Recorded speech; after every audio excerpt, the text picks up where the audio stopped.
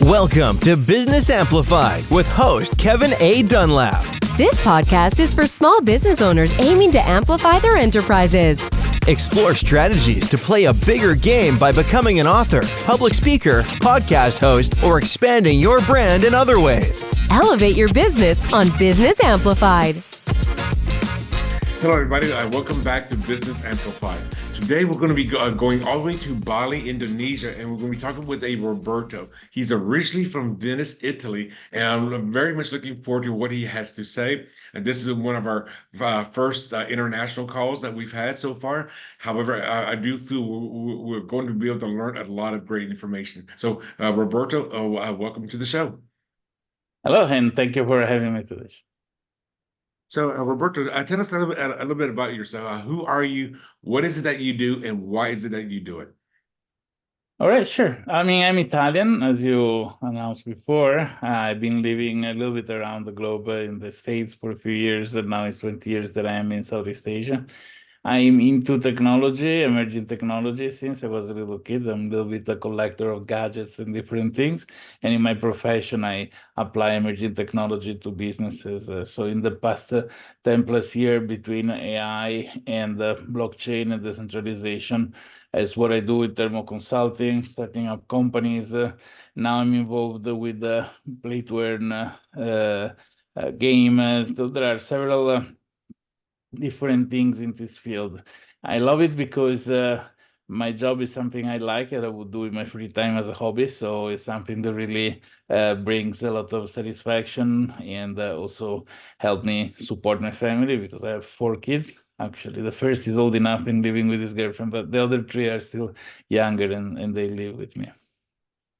Okay, so I'm glad that you said that, because one of the things about as people are becoming entrepreneurs is that they need to do something that they love.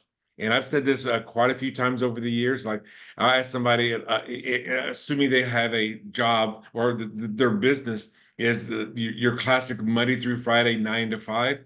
And if I ask that person, like, as a self-employed person, asking, what is your favorite hour of the week, and they say 5 o'clock on Friday, obviously they don't enjoy what they're doing. But if they say 8:59 a.m. on a Monday morning, they love what they're doing. So I'm assuming you're that person that would say 8:59 a.m. on a Monday morning, because you get to go to work, you get to do what you love. Is that correct?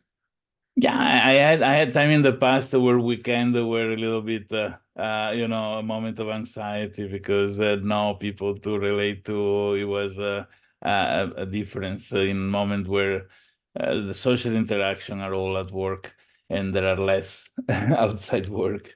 But the God now is no more like this. It's also true that every day is a working day after all. When you have a lot of things in your head, simply there is no stop on being focused on what's going on at work anyway. So it is a little bit of a necessity to love what you do, because if you don't, then it becomes a nightmare, I guess. Well, it becomes a job where you're working for yourself. So I mean, if you don't love what you're doing, then it's going to show up in the results that you're providing to other people. Because if you're not passionate about it, then it's not going to show up. Yeah, I saw people that they love making money. Doesn't matter which Mm-hmm. is the means that they use to do that. So they really space from one job to a completely different one because they would love to achieve the goal of cashing in money. If love is into technology solutions and other things, like consulting and providing, the right direction for a company, then it is a different kind of thing. So obviously focus around the skill set that somebody has put together and the experience somebody pile up, and the ability also to share with others, what you have learned in order to return back what has been the blessing that somebody has had in life, in order to then make a profession, create a profession, and also career. It's interesting when somebody has a very big talent and builds a company around this talent, and it starts shifting from doing what his talent was in becoming a manager for the company that is built around this talent. And this is dangerous. So when somebody has a good talent, they should stay there, and hire his own management on top of him, and keep doing what the talent is. So let's say somebody is very good in coming out with idea, do R&D, etc., which can create business. Does it make sense to spend this time there sitting and writing quotation or, doing meetings that are not focalized to the work that this person can put in place? So it's something I saw many times happening to people that had a very good talent, a good opportunity, and then shifted from doing what they were loving to something they don't like anymore. So you say you work in the tech industry. What kind of tech? And even you mentioned AI as well. So what kind of tech stuff do you do so that the viewers and the listeners can see if you are a good fit for what they would need or would require?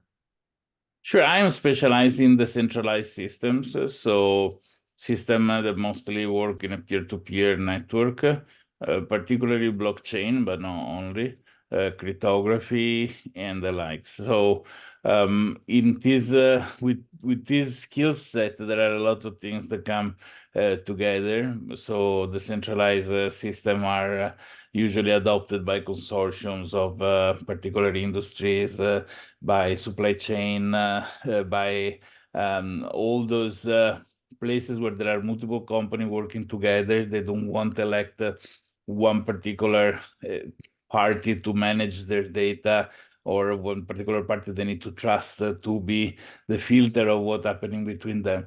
So sometimes they choose to come together and put together a network for them to work one with the other. And decentralizing it means that each of them is like one node of the network, and they don't need to rely on one particular party to be the handler of data and the guarantor of the quality of this data. So with this new technology, there is this opportunity.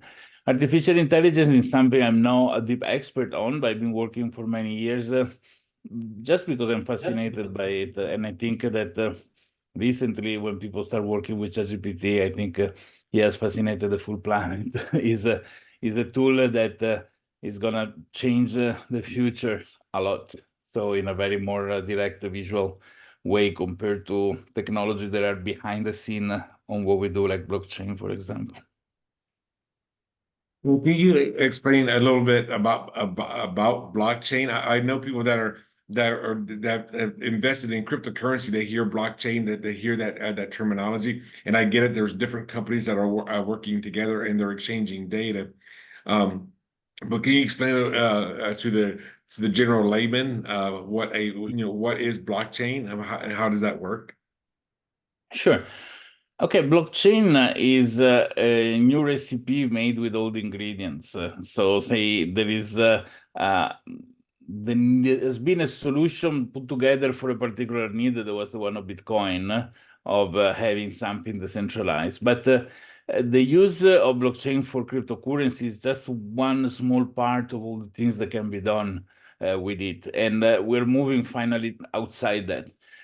Sure, being Okay. something that related to money has raised the attention of the planet. I always say blockchain was an invention for a hairdresser. Probably nobody will know it today.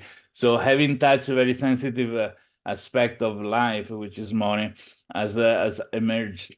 But let's say that what is the big advancement that the blockchain brings in the era of information that we are living is the capacity to create the singularity, uniqueness of digital assets. So practically, if I have an MP3 file and I make the copies, I can share them around. You don't know which is the original one because they're identical bytes, one to the other. But at the same time, if I have a Bitcoin, I cannot make a copy of the Bitcoin and give it to you, because if I could do that, the Bitcoin will be worth zero. So in the moment that I transfer my Bitcoin to you, I don't have it anymore. The moment that I transfer one NFT to you, I don't have it anymore. And this enables a lot of possibilities that before did not exist. So I can put a certificate of ownership of a car in the form of an NFT, if you want. But this is just to explain to people, but using the same technology.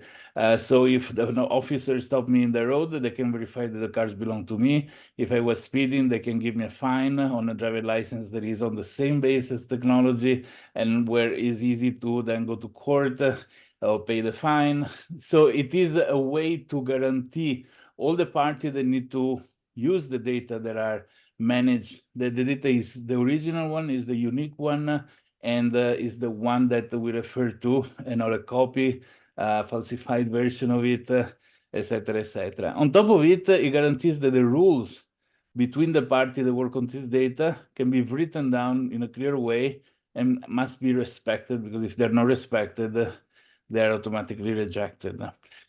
So this is a little bit the key aspect of what blockchain and the likes have brought in the today world. So that is allowed to do cryptocurrency, yes, but allowed to do a lot of more things that that's exactly what I do as work. I do the consulting, I put together teams for implementation, and then implement those solutions for the client, for my company, or in their own team, in their own office.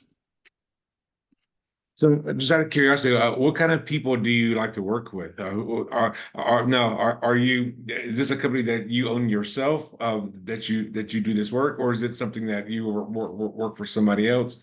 And in either case, who are you looking for as a client? So I do consulting individually as a person, Okay. but I started in 2017 a company called Blockchain Zoo. That was like a very boutique consulting and implementation of decentralized solution. This ran until 1 year ago. Then I took a little bit of sabbatic.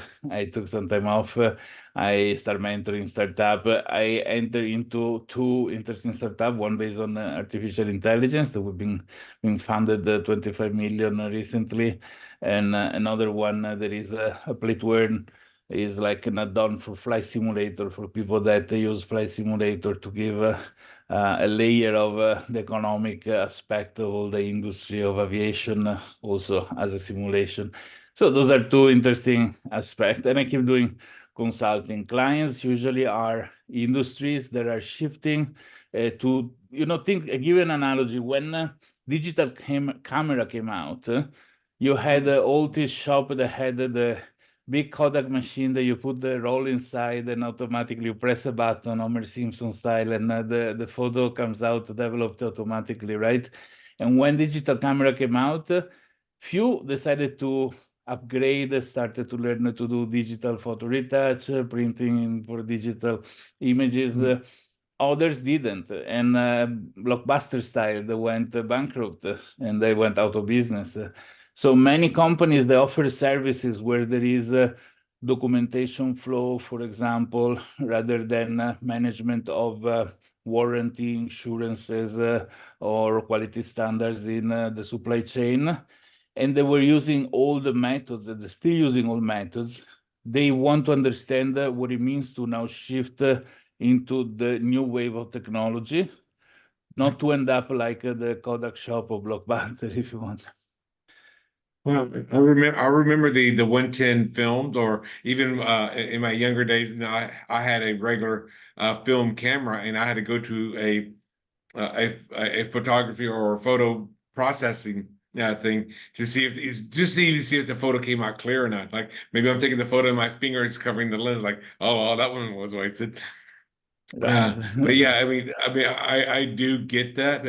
And I've had this conversation several times, is that people, if they're running their businesses, they have to adapt to new technology. Because Yes, the thing absolutely. is that new technology is here to stay, and if you don't adapt to it, yeah, you're going to go you're going to go out of business. You talked about film. I often talk about, say, if you had say a bicycle shop, and you love selling bicycles, you love to see the joy on people's faces.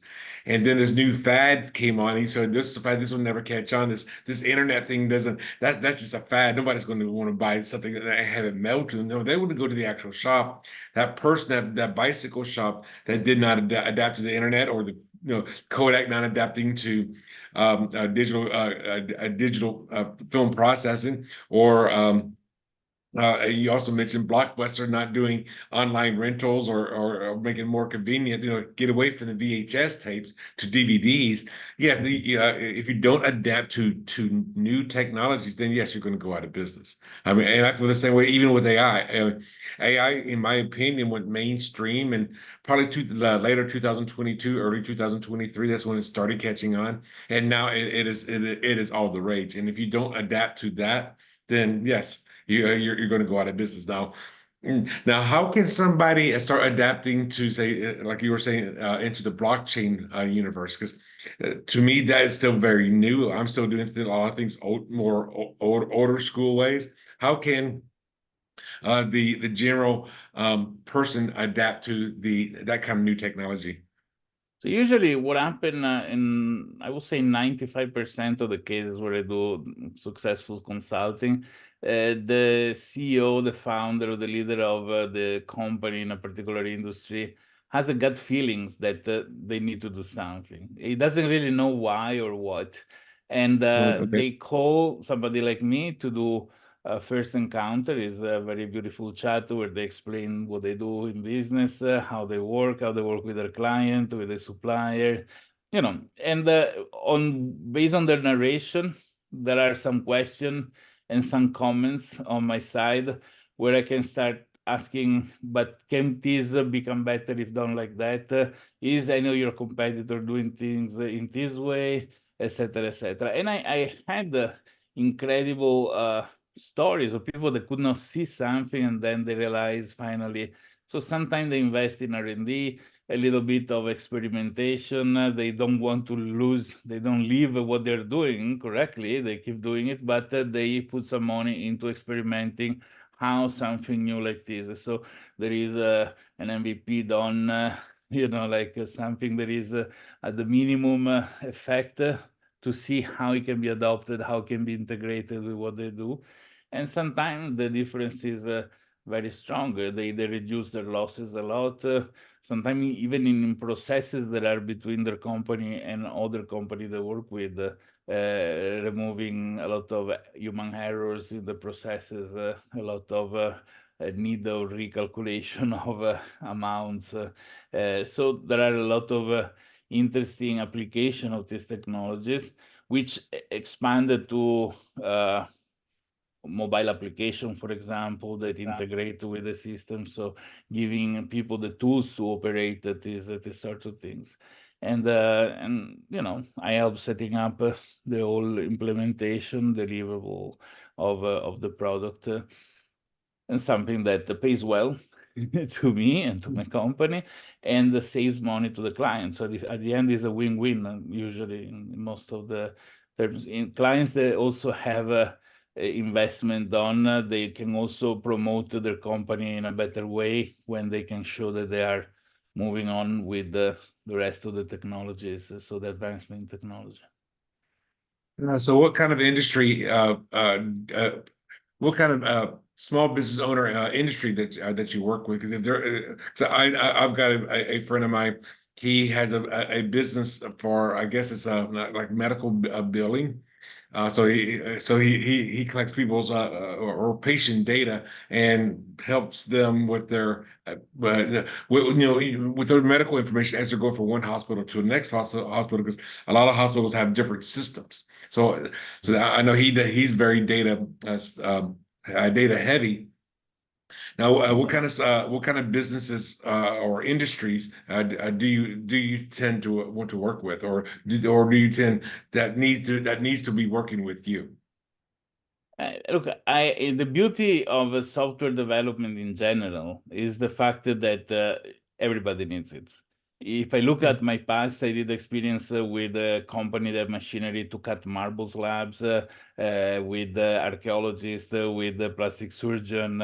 So I implemented software, or a direct implementation of software in so many differentiated industries, which gave me a very interesting culture, because you get to learn the details of the things in order to be able to do the application to satisfy that.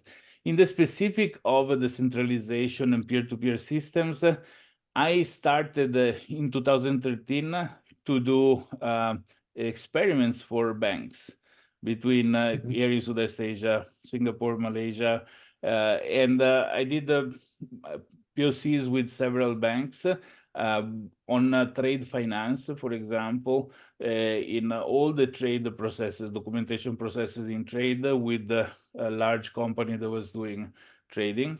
So all the documentation, for example, in trade finance, sometimes you hear people saying, oh, the stuff is already at the port in the container, but I don't have the document to go collect these things. So, you know, speeding up this process, verification of the documentation, and letting people in different countries, in different industries. So you have the freight forwarder, the captain of a ship, rather than, you know, chamber of commerce in different parts of the planet, insurances, that they all need to chip in, giving them a platform where they can participate without having to sign a big legal document or rule book, because it's like a phone network, right, where they can integrate their system. So it became a very strong advantages. But outside the banking industry, I did, for example, assetization of racehorses. A racehorse can cost up to millions, and it's costing money even before it's born, because you need to find the stallion and the mare in order to get the baby born, and this is an investment. So how do you manage an investment of an asset that changes completely along its life, from before it's born to when it's born, a lot of veterinary expenses, then a lot of training, then he starts racing, and after he races, finishes old, and then he's managed different. So it's a very particular kind of asset that has a life inside. So, and the rules for managing ownership of horses are very different country by country. Also, so you need to create a system that satisfy a lot of different requirements. We did the system to book advertising space along shopping malls, or to rent, you know, spaces to put some selling space, all managed with a blockchain. I mean, I'm just giving you some example, but loyalty points for hotel chains, rather than a lot of different things. Is interesting. So wherever there are different location, different party, possibly in different country as well, these tools helps a lot bypass and overcome regulatory limits, because it is a layer that stays underneath. So people still comply with the regulators, but have a tool to work in a very fast way.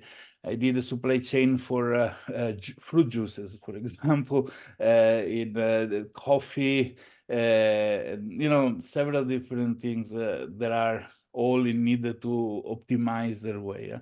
It's not a magic thing that solve all the problem, but you know, brings a much better solution to a lot of hurdles that are there in current systems.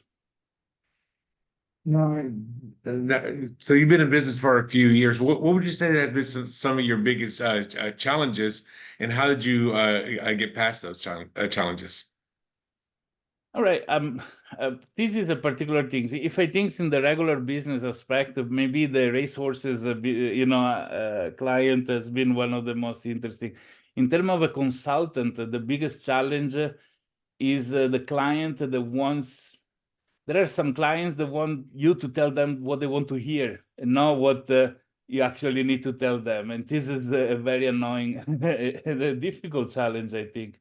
But personally, still in business, I think the biggest things that I face is when I had a very particular idea for a new technology, and I wanted to prove that my idea was actually good, so that it can actually work. And I invested a lot, I'm talking about millions of dollars personally, to prove that I was right. I would never use somebody else's money and fail in delivering these things. So the only way was to bet myself. And, you know, it worked. So I own a very powerful intellectual property on something that can be deployed, still very advanced as of today. And now the challenge becomes the one to, at this time, yes, find some partnership with somebody that will finance the remaining part of the project. But it's a very, very interesting thing. So decentralizing applications of more importance than what current system can do, like with smart contract, other things. So this is something that is in the next future, but with no rush, done properly with the right people. Okay. Well, and I can kind of understand where you're coming from. Because like somebody that is hiring you and they want to hear what they want to hear, not what they think is right. And the fact that they are coming to you because you're the expert in your field, you're the one that is the expert. Now they will have either little to no knowledge to what kind of results they can get by working with you. So I can definitely see where that would be a large challenge. Now, let's talk about some of your successes. Now, what was, let's say, one of your biggest successes since you started your business? Okay, just going back to what I just said, proving that my idea was actually correct in this new technology has been a personal satisfaction. But if I look back in my career when I was 20 something, I know I look 25, but I'm actually 50 this year. So I had a back history of a lot of years. I started studying computer programming when I was 5 years old. So in fact, I have a lot of years of doing this thing. I did a lot of software, as I was talking before, for different use cases. One is for law enforcement and a system to do investigation, intelligence for law enforcement. And I've been doing this for several years, living my daily life together with the anti-drug unit of Northeast Italy, where I was staying, which has been an experience that there is no movie to match. It's been fantastic. And also gave me a huge quantity of insight in investigation methodologies and other things. So being internet at the early days at the time, I started applying what I learned in terms of investigation to this world of the internet. And I found several interesting scams that were being done in full relax because there was not yet law enforcement that would chase this kind of crime. And I had a thank you letter for at the time President Clinton that because I provided all the information to this small office that was at the White House that was the early heart of implementing like a task force for the FBI to follow this sort of crime. So this has been a very, very big satisfaction and success for what I was doing, right? Even you didn't pay any money, but it was been interesting. Yes. I think it sounds like you are an early innovator, or you integrate. Because like you said, you got in early on the internet, you got in early on AI, you got in early on a lot of other things, and therefore you've got your finger on the pulse. You know what's going on out there. So if people wanted to find out more about you and to possibly to even maybe have a time to chat with you, what's the best way for them to contact you? Right. In LinkedIn, my username is RC10. So the classic linkedin.com/in/RC10. Or in WhatsApp, a very easy way to reach my number is +39 and X computer. So plus X computer. That will be my WhatsApp direct connection. I don't know. It works with the United States where people can translate numbers in letters. In the rest of the world, nobody does this, but it's a very easy way to reach me. Or just Google my name. I guess if you're publishing this in the description, there will be a couple of links probably. You go definitely have your links and your contact information in the show notes. Your name is going to be part of the title of the podcast, so they can search for you that way. And guys, just be aware he is in Bali, Indonesia. We were talking before the show. I'm in Raleigh, North Carolina, so I'm at -5 Greenwich Mean Time or -5 GMT. He's +8 GMT. So just be aware if you're on the East Coast, he's 13 hours ahead of you. If you're on the West Coast, that's another 4 hours. He's 17 hours ahead of you. So don't be trying to give him a telephone call in the middle of your day because he's going to be asleep. So please text him first. It's no problem. My phone is in silent mode if I'm sleeping, but I come from the future because 13 hours ahead. So people want to know what's happening in the future. They can just contact me, no problem. Actually, Roberto, has been great having you on the show. Are there any other tidbits of information that you would like to tell the small business owners who are listening to the show? Yeah, I get principally to look at technology innovation and ask yourself how new technology can improve the way that they do business. So that is probably for those that pay attention, even if it seems to be something completely far away from AI, from decentralization, there actually is something that can improve the way people work. And query search in the internet, watch YouTube videos. There is always something to learn. Technology is important and nice. That is well said, because like we said before, going from a regular film to digital film, going on the internet, going new technologies, going into AI, going into blockchain. If you're interested in growing your business, especially if it's going to be on a technology wise, I would strongly recommend reaching out to Roberto, because he's got his finger on the pulse. He's got something. I'm sure he's got things that you have never even thought of. Because one of the biggest things I've found when I work with entrepreneurs, especially when they're just starting to build their business, there's a lot of stuff that they don't know that they don't know, and Roberto is a person that knows. Thank you. So you definitely want to reach out to him. And again, his contact information and his LinkedIn profile is going to be in the notes. Also, for those of you that are listening to this show and you feel like you're an expert in an area that you like to share with us, go ahead and also schedule a time with us. And you just go to businessamplified.net/pre-interview, and we'll do a 15-minute pre-interview to see if you're a good fit for the show. So going back to Roberto here, Roberto, any last words before we go? I would like to just wish everybody a fantastic 2024 ahead. It's going to be the year of robotics. We had the AI last year. We had many other technology before. Watch out for robotics with applied artificial intelligence, because this is when it's going to be big in 2024. Yeah, every time we watch movies like I, Robot or whatever, the future, we see robots are living amongst us. There's so many movies. I, Robot, Bicentennial Man. There's so many. And if you want to go down the Star Trek route, you've got Data. So you got robotics living amongst us. So that is probably something that we'll probably be seeing within the next few years. So Roberto, I want to say thank you for taking the time out. I know it's late there for you, but I want to say thank you for taking the time out to be on this show. And everybody, I would just want to say until next time, be amazing.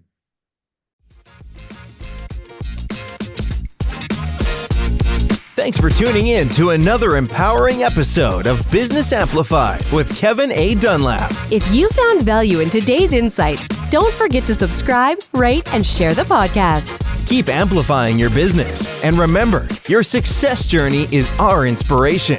Until next time on Business Amplified, go out there and make your business thrive.